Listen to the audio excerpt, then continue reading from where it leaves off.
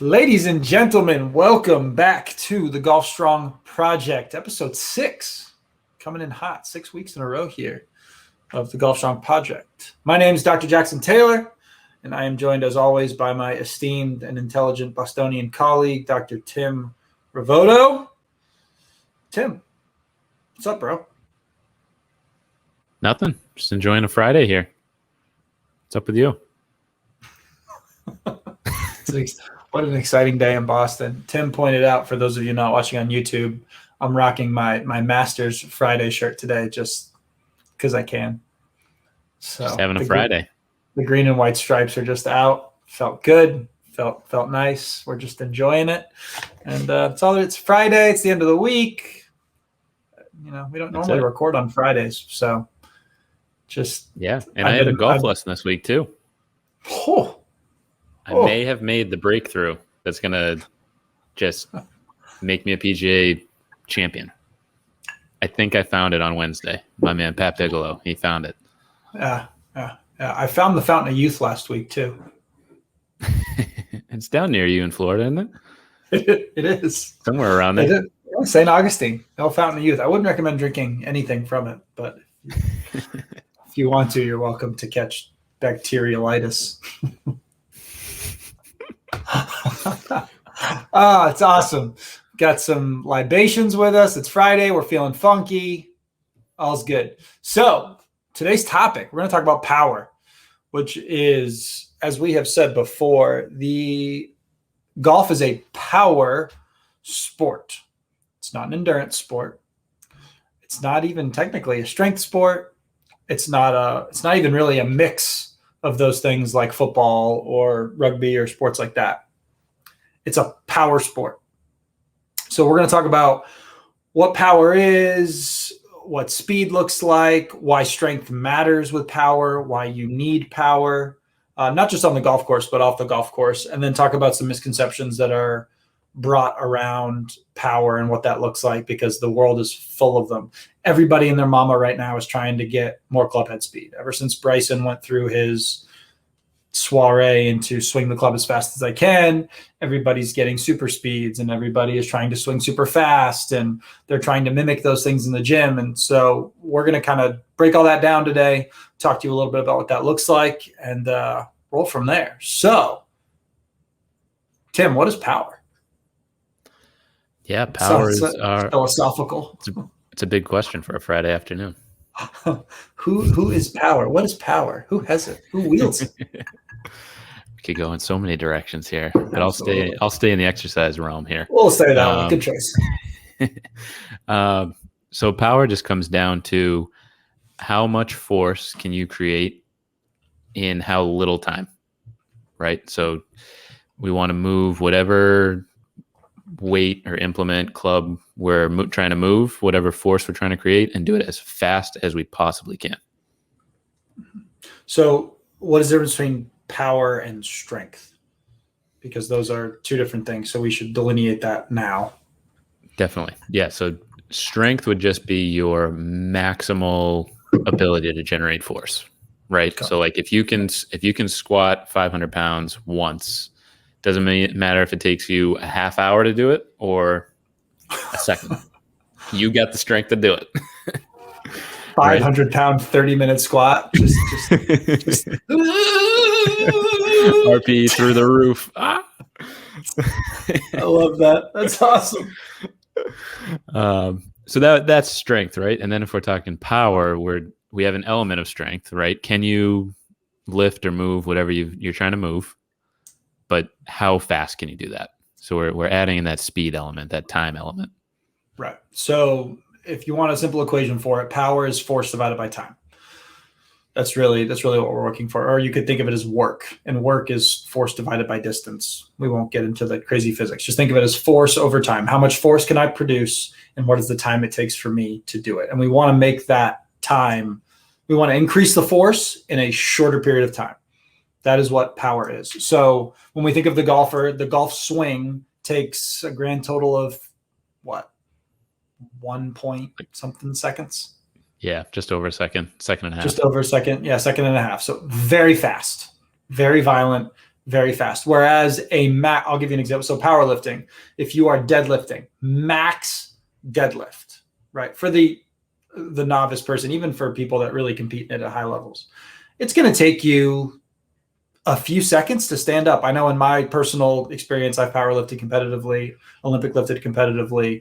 I would deadlift and it would take me, a couple of seconds to get to my knee. And then it could take me upwards of 3, 4, 5 seconds to stand up, right? It's not moving fast. In fact, off the ground, it almost looked like I'm not even moving. And then eventually it starts to go. So that is strength. Now, if I was able to pick that thing up and sling it overhead, that is power. It's how much weight I can take and move it quickly. So there are some differences there. In fact, if for those of you that are on YouTube or watching this on YouTube right now, I'm going to pull up a couple from recently from the Olympic trials, the 2 shot putters.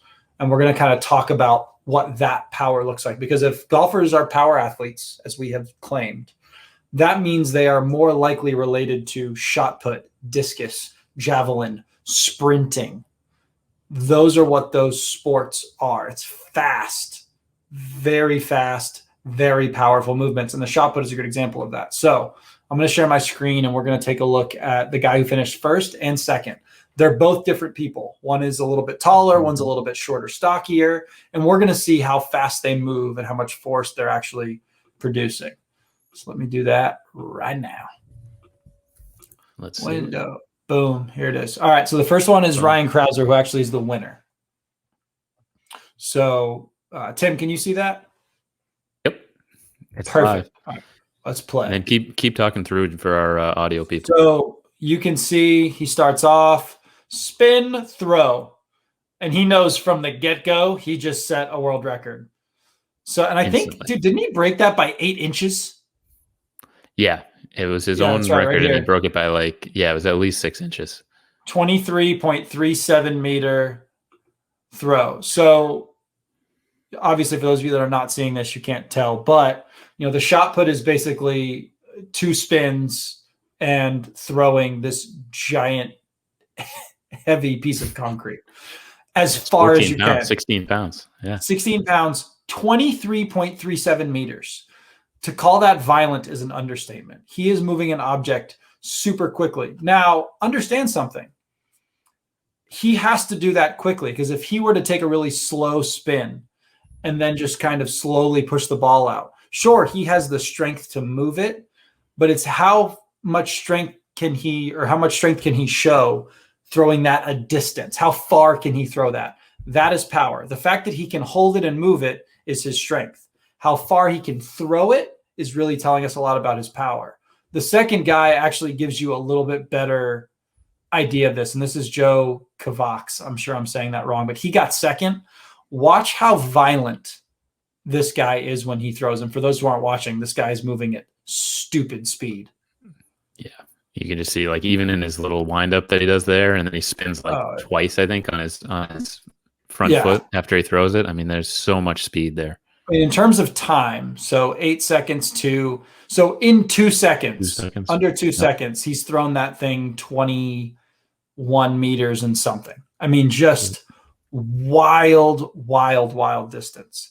And that's kind of different.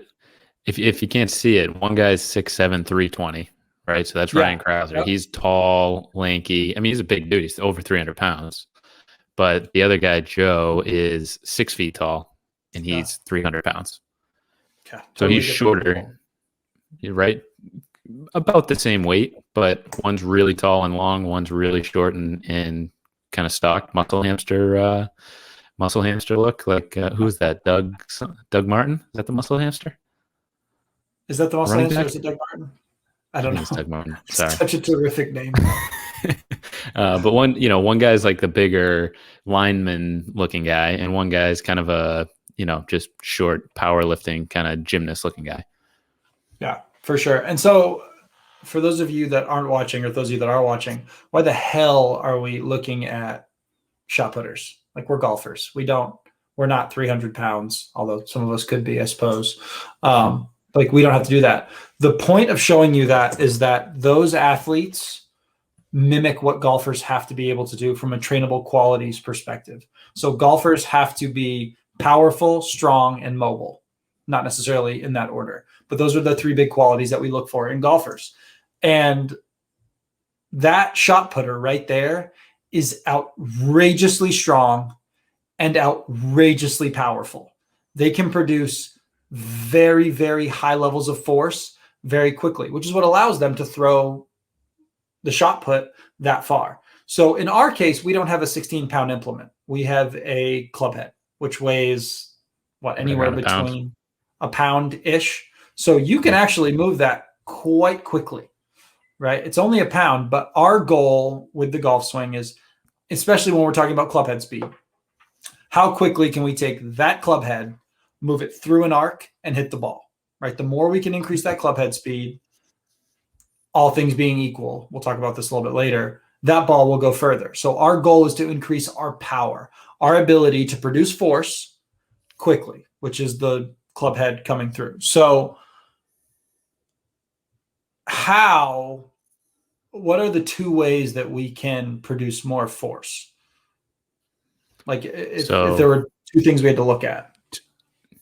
Yeah, I think the first one that we can talk about would be just get stronger, right? Be able to produce more force without even thinking about speed for a minute. Just being stronger, being able to produce more force is going to help your power because it's the top of that fraction, right? If we're talking force divided by distance, if we make the force really big, our power is going to go up. Math. It's math. Fractions. When's fractions? Third grade? Fourth grade? I hated them though. I know that. I have no idea.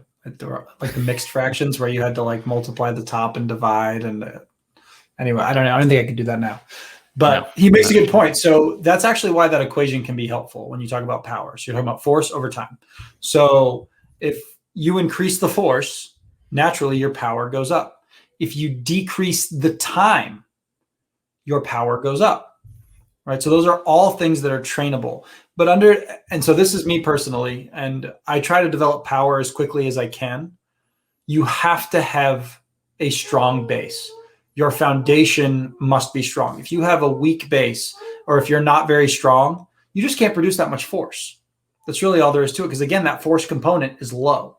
So if you think about two people, say Tim and I are producing force, and I produce 500 and Tim produces 700, and both of us do it in 2 seconds.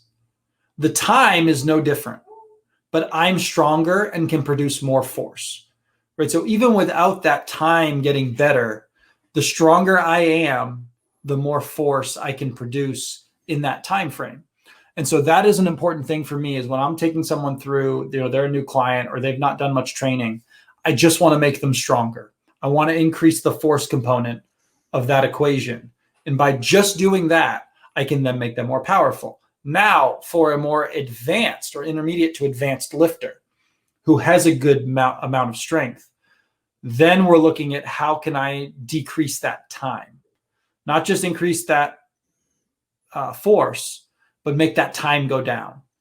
Producing the same force, but watch that time dip. It's moving that club head with better speed. That club head speed's increasing over time. That's something that might happen a little bit later, but just getting you stronger, part A. Part B, now we can start really training the force or the power, the speed component of that. That's it. It's like learning how to drive, right? You're not just going to, first time you go driving, go out on the highway. Yeah. Right? I can remember the first time I drove. I had driven before, just like joyrides and stuff, right? But get my permit. Dad comes home, new car. He's like, hey, jump in the car. Let's go around the block. I think I drove like 10 miles an hour the whole way, 15 miles an hour. I was so nervous, right? And with him sitting there, new car, driving around. So that's like starting exercise, right? You're just getting into it, getting used to the movements. You're kind of showing your body like, all right, this is what we do when we're trying to, exercise or do whatever. And then as you build up that experience, you're comfortable going on the highway and driving fast and moving fast and that sort of thing. And it's smooth, and it's controlled. So unlike Tim, I did the complete opposite. I So we would pick up my buddy for school. I'd be driving my dad's truck. We'd get on the road, and if it was like 45, like I would stay under 45. I went from 0 to 45 as fast as I could go. I put pedal to the metal, and I didn't have good control. My dad would like smack me in the head, like, "What the hell are you doing?" But like I wanted to go really quickly, but I couldn't control that speed. Right. So that's where strength comes into, or what Tim was just talking about, where I got better at driving. I could control it a little bit better. So think of control as strength. The stronger I am, the more I can control the speed of the movement. So first things first, it's how much force can I produce? How strong can I get? And then how fast can I produce that force? So can I drive, 65 miles an hour? How quickly can I get to 65 miles an hour? So we want to take you from driving a 4-cylinder to a Ferrari with control, right? With all-wheel drive. Like it's controlled violence. Think of the golf swing as controlled violence. It's not just swinging as hard as I can and everything's out of whack. It's how violent can I be and how smooth can I be. And you can look at that with the shot putters we just watched.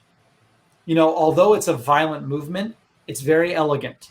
It's very smooth. They are very controlled with that movement, and that then same thing with sprinters. When you watch a sprinter, they're not like really rigid. They're very smooth. Smooth is fast and fast is smooth. And that's something that we have to understand, when it comes to power. So why in the game of golf do we need power? Let's talk a little bit about we just talked about, shot put and all of that, but what does power do for the golfer? I mean, let's just talk about what it does in terms of the money list right now, about what the distance does for you. Yeah. I mean, all the guys that are up on the money list are the longest hitters in the game. And there's I don't really think it's a mistake or there's anything erroneous about that, right? There've been some, I think Titleist did some work on this, where if you add 10 yards to all your clubs, or at least your driving distance, right, you can add like half a shot around or so. If you add 20 yards, you're adding over a shot around. Yeah. And I mean, that's pretty considerable. Well, and keep in mind, a mile per hour of club head speed gives you roughly a few yards? I was going to say like 3, I think. 3. I think it's 3, like 3 point something yards. So 1 mile extra of club head speed is 3 yards. If you did 3 miles per hour, you're almost to that 10-yard mark, right? 6 miles per hour, obviously we're looking at the 20-yard mark. So that's not a ton of change in club head speed, especially for a novice, either golfer or a novice who's not been in the gym very much, right? We're trying to maximize those things, and they can easily be done. And as to your point, the top drivers are, that whole thing was, putt or drive for show, putt for dough. That's completely bunk, because putting does tend to kind of come and go, but all the distance guys are the one winning. So clearly it's drive for dough. That's big time. It needs to be changed, because that's clearly the case, specifically in the PGA Tour, but honestly, even with amateurs. If you're playing with I've got guys now that, if they drive it, they were driving it, say 220 to 230, right? Pretty average drives for your general amateur.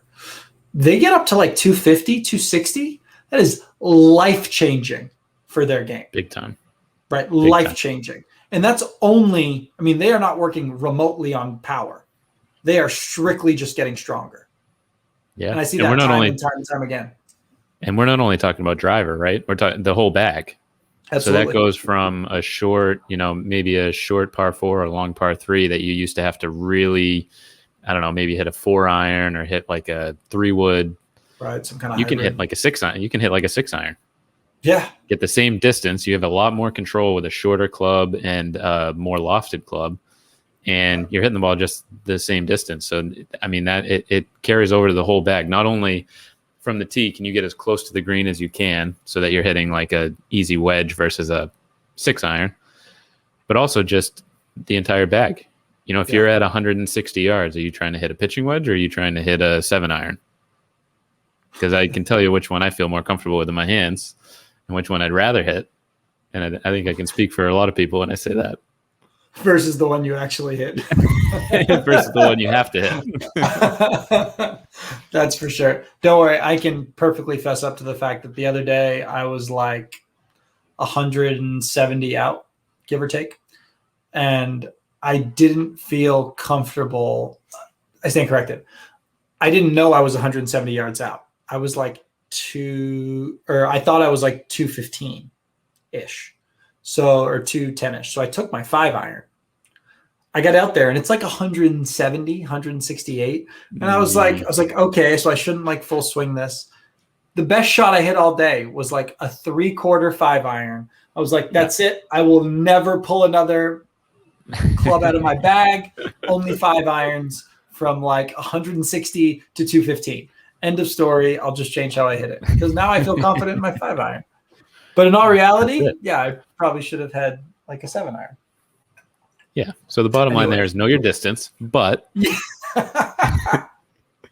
relearn your distance when you get stronger and more powerful. Exactly. Adjust it. But that's an important point. So a lot of people get stronger and then they get upset that their scores go up. They're like, I was shooting in like the low 80s or the mid 80s, and now I'm shooting like, high 80s. I'm shooting some low 90s. I'm like, okay, well, what's going on? Let's figure this out. And a lot of times they're hitting over the green or they're hitting into hazards that they're not used to hitting into, but they're not keeping track of their distances. It is very important that as you get stronger, you're going either to a simulator or you've got some kind of TrackMan or you're just measuring it however you've got access to some kind of footage or a pro is looking at it, because you have to change your distances. If your pitching wedge and your 7-iron or 6-iron or whatever get closer, you really need to know that because that will change the entire way that you approach the game of golf strictly by getting stronger. Absolutely. And it's, it can be tough. I just went through it myself this spring, right? Where I made a couple of swing changes. I got 15 more yards in a lot of my clubs. So in June, my scores went up because I was flying greens. I was hitting, what I trusted or what I thought and flying the green. And then I'd try, I wouldn't trust a certain club and hit it thin because I was swinging too hard. So it does take a little bit of time to adjust, to kind of figure it out. And I think especially with exercise, technique is one thing, right? You can work on your technique and get more efficient, which is what we'll talk about kind of next. But when you're getting stronger, you have to trust that you don't have to try harder. Your body can just do more. To piggyback on that, understand something as well, which we've talked about before, which is just because something is fast does not mean we are volitionally trying to go really hard. Most of the time when we try to swing our club really fast, shit goes awry. Mm-hmm. Your face opens up and you're gripping the club really hard. That's not what we want. Like we had just discussed, the point of this is that we get you stronger. And in the gym specifically, take the golf club out of your hand.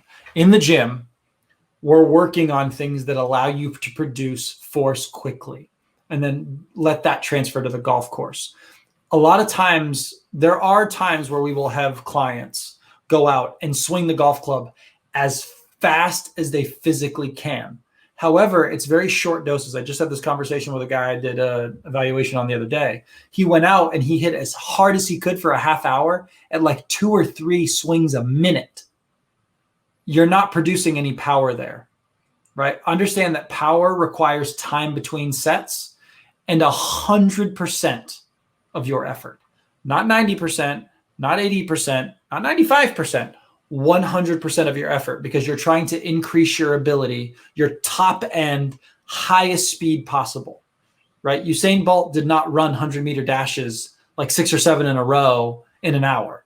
I think somebody was, now obviously he's a highly trained athlete. He ran fast like every few months, one time or something along those lines, right? And in golf, naturally, you really never swing at your fullest potential. So when we're training it, the point of it is just to increase your max capacity. Because then when you get on the golf course, if you hit 85% of whatever that max is, it's much higher. 85% of a higher number is going to be better. Hopefully everybody understands that concept. 85% of a 16-inch pizza is better than 85% of a 12-inch pizza. You're getting more out of it. And now I super just want to get pizza. Me too. Pizza and beers on a Friday.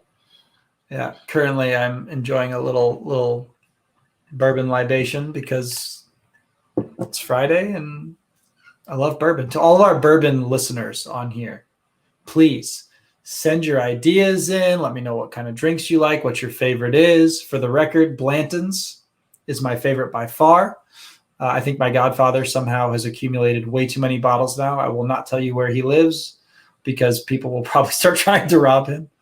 But it is the Buffalo Trace Distillery. Everything they make, gold. I have no idea how we got into this rabbit hole, but anyways. I'm here for it. It's a beautiful thing. All right, so let's get into misconceptions. The things that people misunderstand about power training specifically, and kind of what that looks like. And to start with, it's misconceptions about what movements to do. So as I just said, it's not just swinging a club head quickly. So Tim, what is that big misconception about like what the movement has to look like? Does it need to look like the golf swing? Yeah, that's our number one. And the biggest thing is it does not have to look like the golf swing. I mean, it can.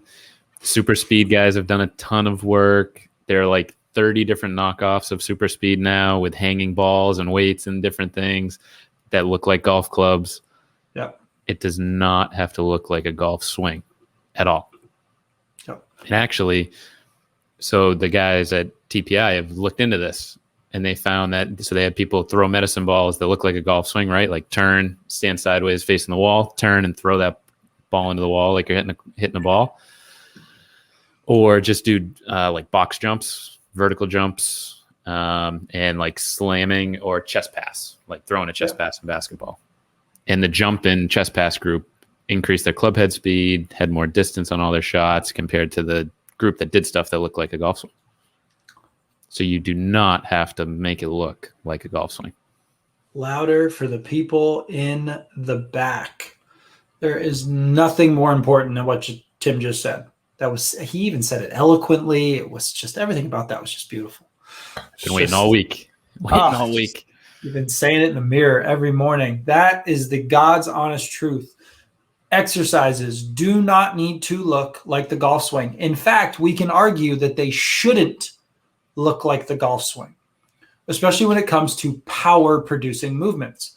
If you're taking a medicine ball and trying to throw it like it is or produce a golf-like swing, that changes how your body swings. Your motor patterns have to change because it's a heavier ball. So you have to adjust your weight differently. Your hips have to be differently. You have to counter that load. The golf club is 1 pound. Let the golf club be its own thing. Let the swing be its own thing. We can train speed still with a golf club, but let's use our regular golf club.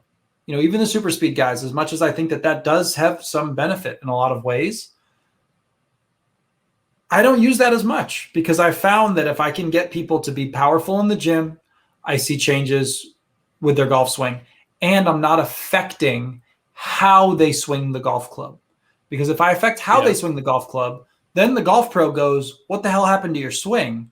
We have to make some changes here, right? Trainable qualities all day, every day, no problem. That's my biggest concern is watching people do like a lot of reps of those rotations and just thinking like the only thing that's going to get you better at hitting a golf ball is hitting a golf ball. So if you're trying to get more power or more speed, just focus on that. Don't even interfere. Like I think if we played baseball growing up, like you play wiffle ball in the summer, and then your swing in summer baseball goes to shit because you're just trying to hit home runs, or it just totally changes. And then you go to your actual game, and you're like, "Wow, I suck." Yeah, you just spent hours and hours every day screwing yourself up. Then when it's time to actually show up, you can't. So great, or I think this is a great example. Maybe it's not. I used this the other day in a seminar that I did. I was talking about basketball players. Do you know why basketball players don't shoot a heavier basketball in training? Because in the game, you don't use a heavier basketball, right? If I'm shooting something that's 6 pounds, I'm not going to be a better shooter when I go get a regular basketball. That doesn't help me. I'm going to be inaccurate. I'm not going to have the same touch. My motor pattern is going to be like, what the fuck? This thing is too heavy. I just said the F word on here. Shoot! Getting fired up on a Friday. Sorry, people. You can blurt it out. It's all good. But it's the same. That's the problem, though. I said that to people. I'm like, that doesn't help you. It doesn't help you to throw a heavier baseball because you don't actually throw that baseball in the game, right? I just want to make your tissues and your muscles and your motor patterns faster and stronger, but not necessarily in the pattern of the sport, which is what we see in golf. In fact, I think our best correlates to improved clubhead speed are the chest pass and I think the vertical jump are the two big. Vertical jump. The higher you can jump, yep, the further you can hit the ball, which segues lovely into, well, Jackson and Tim, I'm old. I can't jump, or I don't jump. My knees bother me, et cetera, et cetera. So if I can't jump, then I can't get any more powerful. Tim, debunk this myth for us. Wrong. Yeah, who was it that said this? I think Scott Morrison. There are 1,000 ways to wiggle a weight, right? Oh, I freaking love Scott. I did his class. I did his sloptimal loading 2 years ago in Boston. Too. Great course. Oh, guy's awesome. Shout out to Scott Morrison in Boston. Yeah. I was there. No, you weren't. Yeah. At Zach Kapoor's place? Yeah. All right. We'll talk about this off air. Holy crap. Pretty sure I was there. Yeah, dude. I was there with my buddy Eric. Okay. So passing ships in the night. Wow. But to get back on track here, million different ways that you can improve power, right? So without your feet leaving the ground, you can just control, like maybe just do a squat or sit down and try to stand up as fast as you can.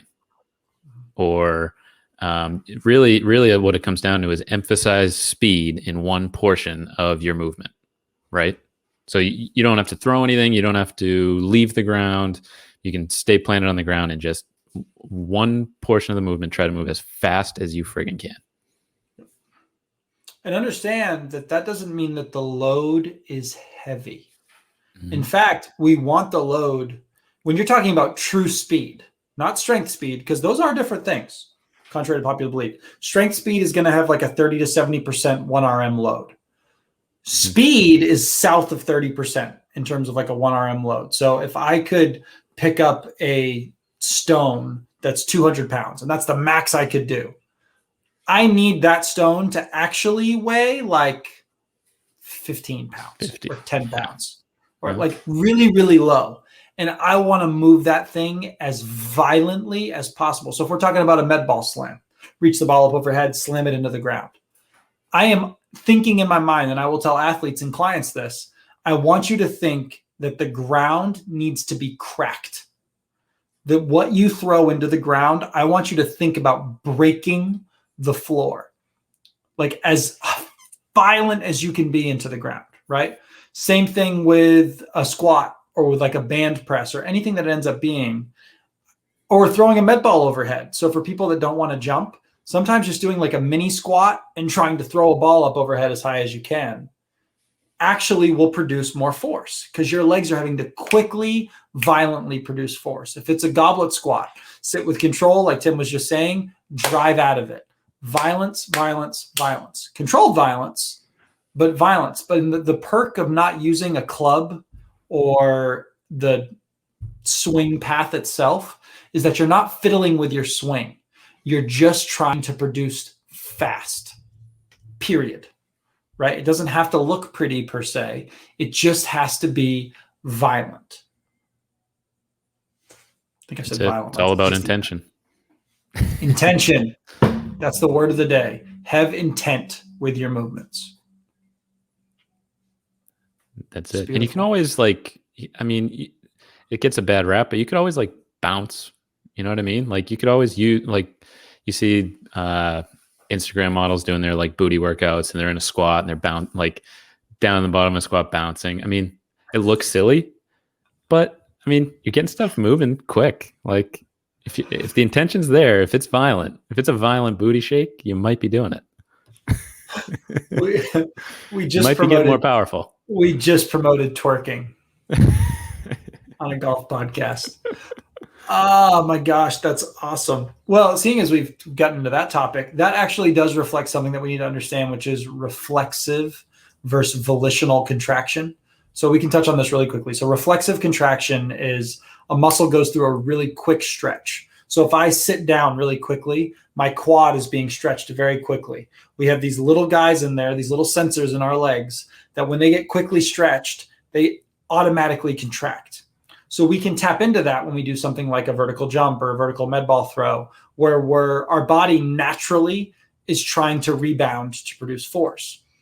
That's unconscious. We have zero control of that versus volitional or intent-based, which is what Tim just talked about, where I'm trying to produce as much force as possible. Those are both acting together because one of them's unconscious and it's going to happen no matter what. But the faster that, so if you've ever seen someone vertically jump like for a test or at the NFL Combine is a great example, they don't squat all the way down to the floor and then jump up. It's a very quick down up, right? They're getting that quick stretch of their glutes, quick stretch of their quads, and they're violently getting north as quickly as they can. They're volitionally trying to jump as high as they can, but unconsciously that reflexive system that we've been so God blessed with is working to help us produce force as well. So it's important for us to understand that we do have kind of a built-in system that lets us do that, but we have to have intent with that. So Tim was just talking about that little booty bounce, that quick bounce. I can't even say it with a straight face. Where's Nicki Minaj when you need her?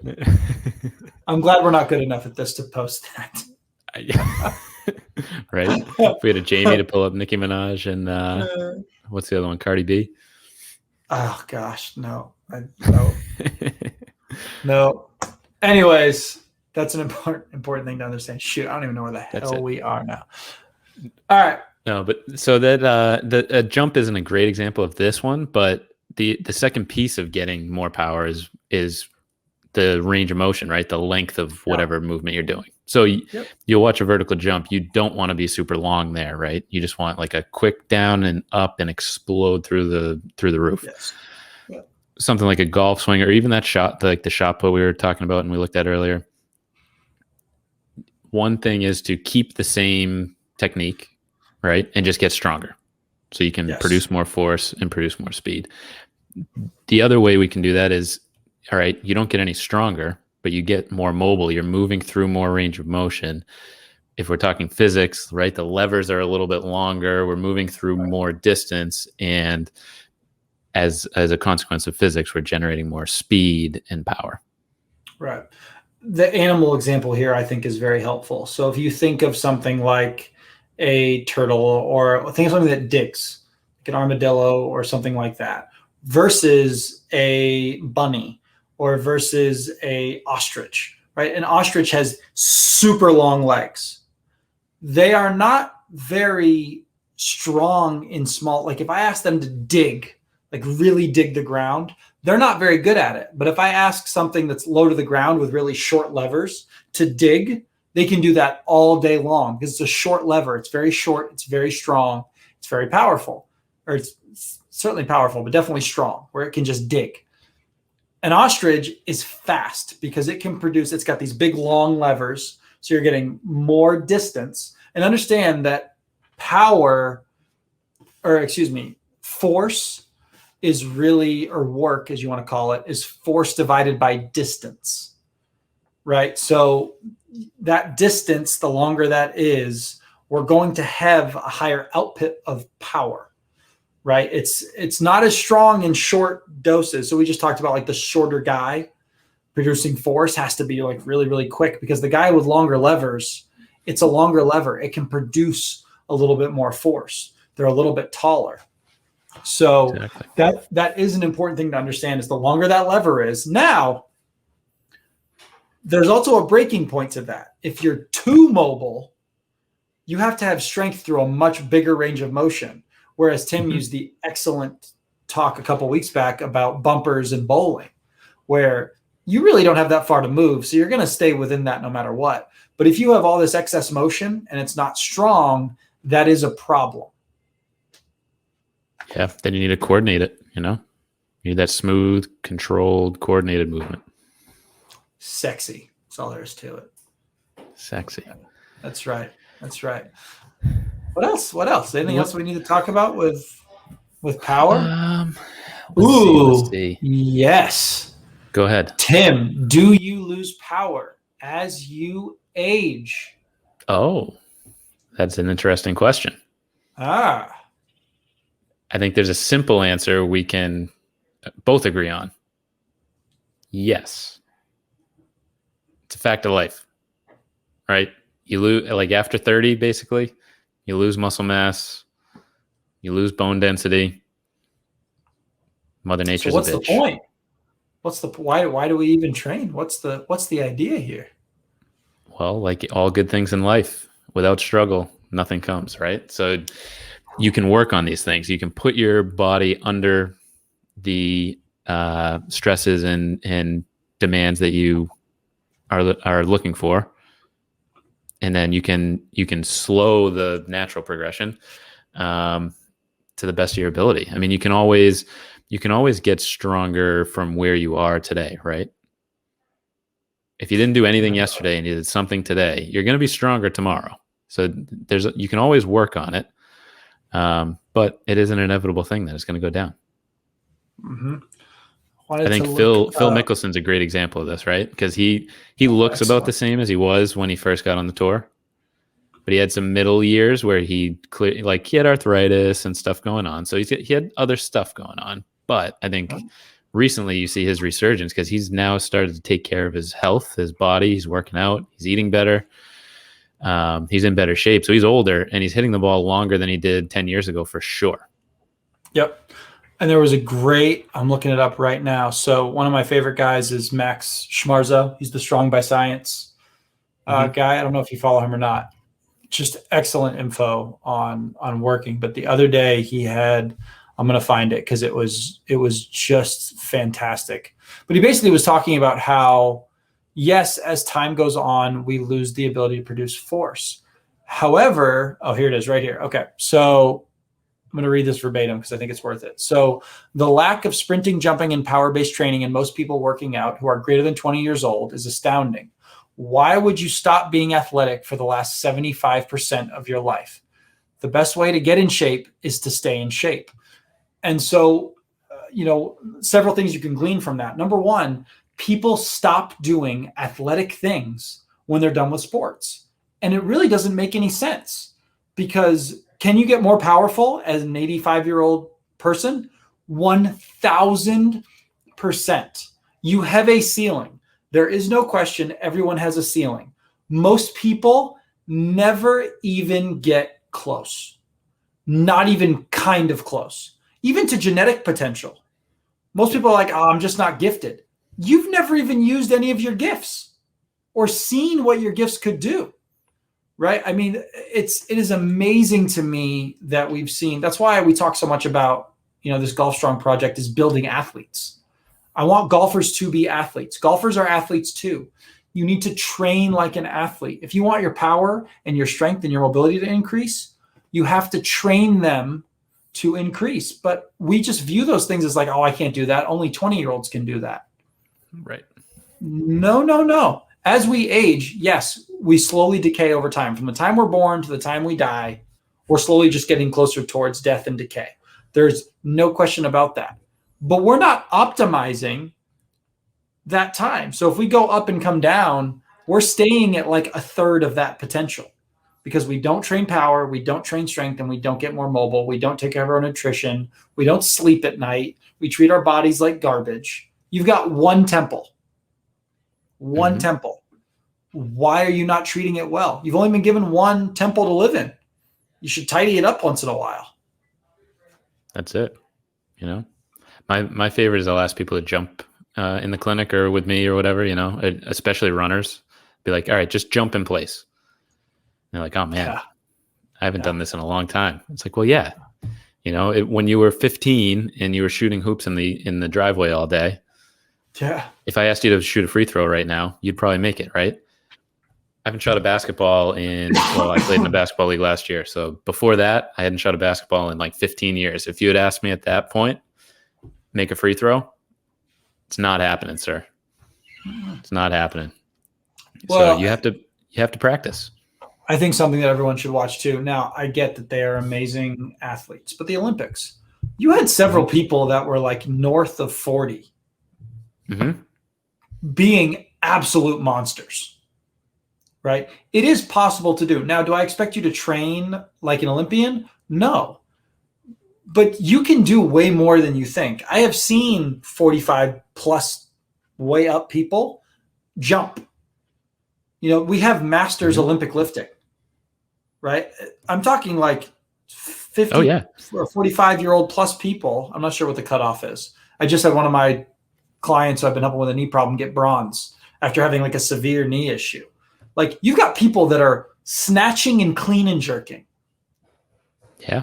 Like that is power. That is a power sport. Powerlifting gets the power name. Olympic lifting is the power sport. Big time. When you've got USA Track and Field has an 85 plus division for all the events. There's sprinters, there are throwers.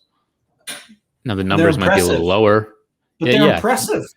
Yeah. Well, if you're 85 and you're out there running 100 meters as fast as you can, I mean, right. First of all, you're on the track, and a lot of 85-year-olds are not. They're freaking awesome on the other side of the earth, Yeah. So what it comes down to, is just not limiting yourself, right? Because even the Olympics, we have a lot of genetic freaks, right? We also have a lot of people that are just random, Jack and Jill that works at Home Depot and, trains in his off time or trains in her off time. Very true. Very true. It's just, it's making your health a priority. We've talked about this before. We don't have to get philosophical about it, but we just talked about temples. People don't treat their temple the way, you treat your body like garbage. You put garbage in, you get garbage out. You could give two craps about how you sleep. You don't really want to work out. Hopefully the people listening to this podcast do want to do those things, and that's why they're changing it. But Tim and I both in our, fields of choice see people who are older and even people that shouldn't be having the struggles they have when they're 30, 40, 50, 60, that, they have trouble walking. They can't get out of bed. If they fall, it's the end of the world, right? Falls are the biggest difficulty with older patients because they can't get up off the floor. One of the first things that we do with people, if they can't get up off the floor, that's one of our goals. Can you get off the floor? We're going to work on it. You should feel confident and strong that you can live your entire life to the best of its ability.